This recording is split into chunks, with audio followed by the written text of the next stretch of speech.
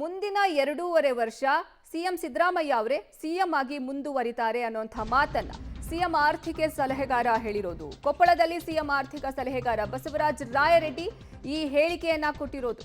ನಮ್ಮ ರಾಜ್ಯದಲ್ಲಿ ಕ್ರಾಂತಿ ಇಲ್ಲ, ಶಾಂತಿ ಇದೆ. ಬದಲಾವಣೆ ಬೇಕು ಅಂದ್ರೆ ಹೈಕಮಾಂಡ್ ನಿರ್ಧಾರ ಮಾಡುತ್ತೆ ಅಂತ ರಾಯರೆಡ್ಡಿ ಪ್ರತಿಕ್ರಿಯೆಯನ್ನ ನೀಡಿರೋದು.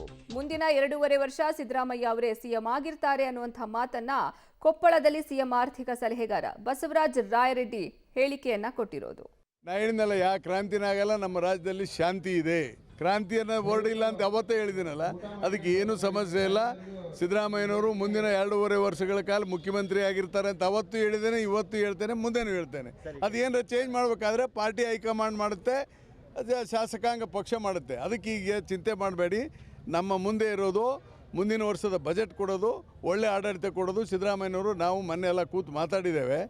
ಒಳ್ಳೆ ಆಡಳಿತ ಕೊಡಬೇಕು ಅನ್ನೋದು ಅವ್ರ ಮನಸ್ಸಿನಲ್ಲಿದೆ. ಅದಕ್ಕೆ ಇವತ್ತೇನು ಪತ್ರಿಕೆಯಲ್ಲಿ ಬರ್ತಾಯಿದೆ ಅವು ಯಾವುದೂ ಇಲ್ಲ.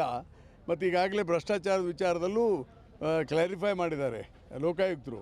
ಅದು 2019ನಲ್ಲಿ ಕೊಟ್ಟಂಥ ವರದಿ ಬಗ್ಗೆ ಅಂತಲೇ ಹೇಳಿದ್ದಾರೆ.